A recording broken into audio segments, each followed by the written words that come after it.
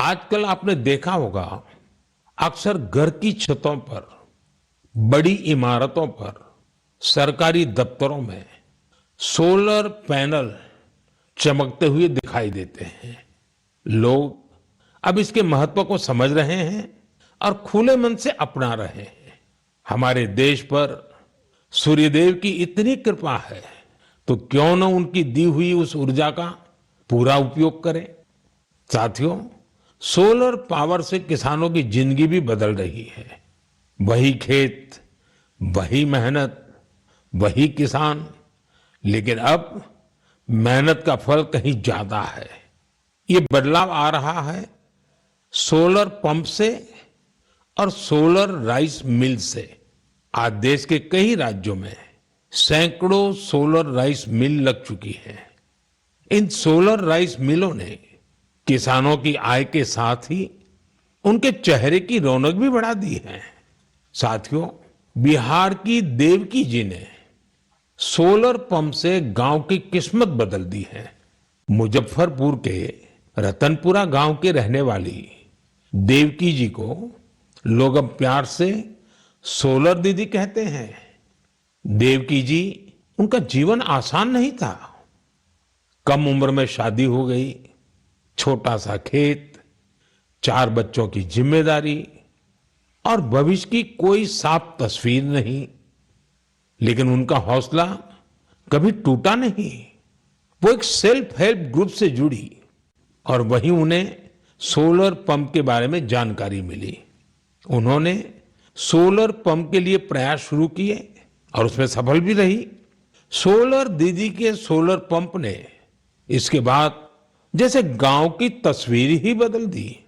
जहां पहले कुछ एकड़ में जमीन की सिंचाई हो पाती थी, अब सोलर दीदी के सोलर पंप से 40 एकड़ से ज्यादा क्षेत्र में पानी पहुंच रहा है।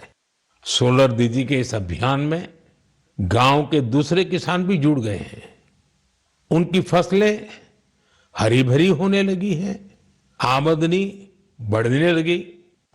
साथियों, पहले देवकी जी की जिंदगी 4 दीवारी के भीतर सिमटी हुई थी, लेकिन आज वो पूरे आत्मविश्वास से अपना काम कर रही है। सोलर दीदी बनकर पैसे कमा रही है और सबसे दिलचस्प बात की, वो क्षेत्र के किसानों से यूपीआई के जरिए पेमेंट लेती है। अब पूरे गांव में उन्हें बहुत सम्मान से देखा जाता है। उनकी मेहनत और दूरदर्शिता ने दिखा दिया है कि सौर ऊर्जा सिर्फ बिजली का साधन नहीं है, बल्कि ये गांव-गांव में नई रोशनी लाने वाली एक नई शक्ति भी है।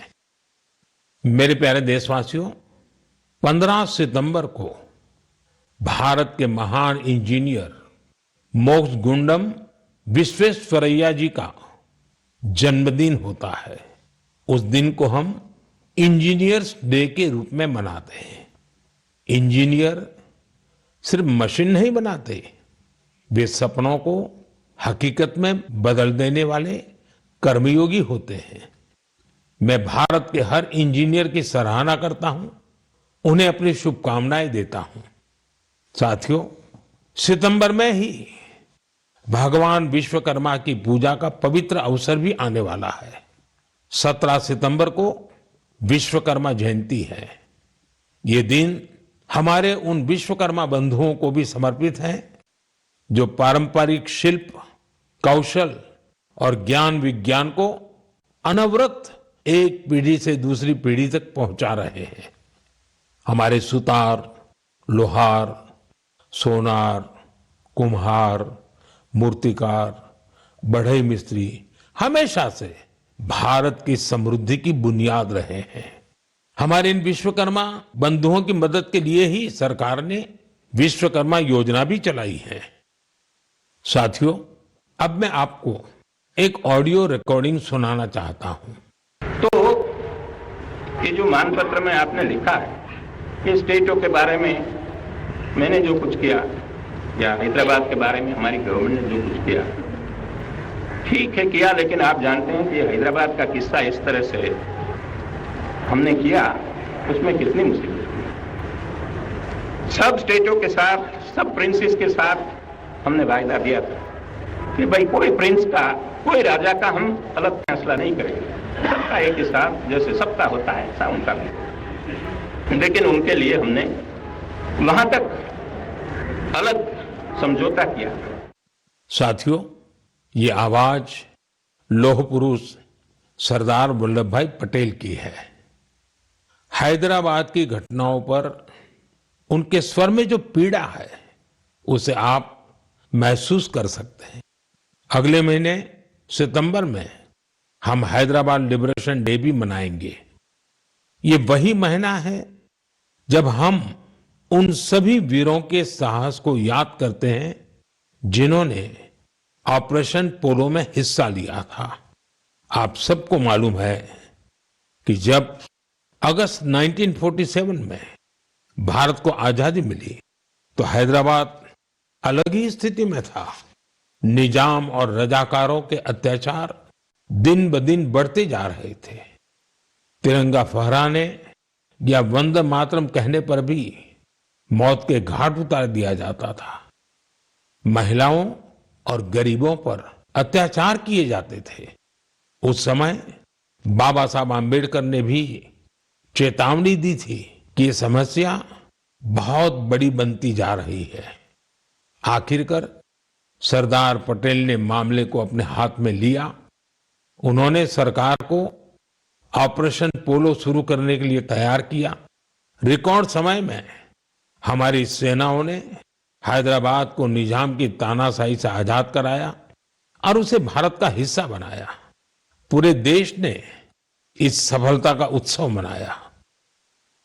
मेरे प्यारे देशवासियों, आप दुनिया के किसी भी कोने में चले जाएं, वहां आपको भारतीय संस्कृति का प्रभाव देखने को जरूर मिलेगा।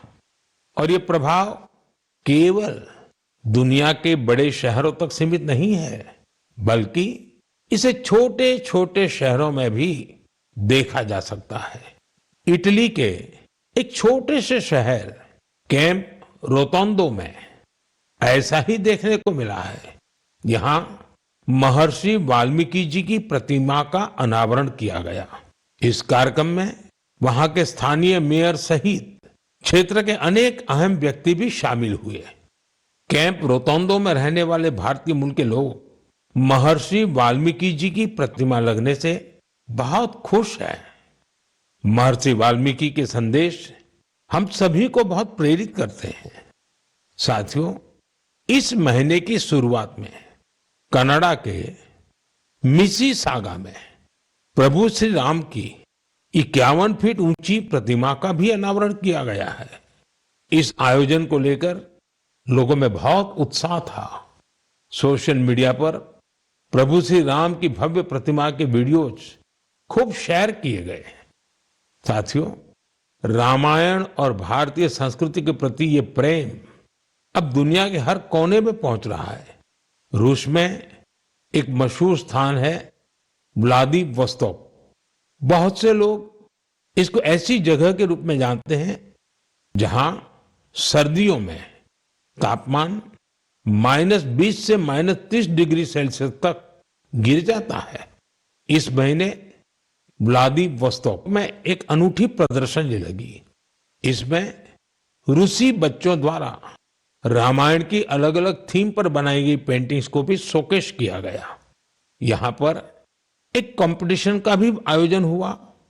दुनिया के अलग अलग हिस्सों में भारतीय संस्कृति के प्रति बढ़ती जागरूकता देखकर वाकई बहुत प्रसन्नता होती है। मेरे प्यारे देशवासियों, मन की बात में इस बार इतना ही। इस समय देश भर में गणेश उत्सव की धूम है। आने वाले दिनों में बहुत सारे त्योहारों की रौनक होगी। उन त्योहारों में आपको स्वदेशी की बात कभी भी भूलनी नहीं है। उपहार वही जो भारत में बना हो, पहनावा वही जो भारत में बुना हो, सजावट वही जो भारत में बने सामान से हो, रोशनी वही जो भारत में बनी झालरों से हो, और भी ऐसा बहुत कुछ। जीवन की हर जरूरत में सब कुछ स्वदेशी हो। गर्व से कहो ये स्वदेशी है, गर्व से कहो ये स्वदेशी है, गर्व से कहो ये स्वदेशी है। इस भाव को लेकर हमें आगे चलना है। एक ही मंत्र, वोकल फॉर लोकल। एक ही रास्ता, आत्मनिर्भर भारत। एक ही लक्ष्य, विकसित भारत। साथियों, इन खुशियों के बीच आप सभी स्वच्छता पर जोर देते रहें।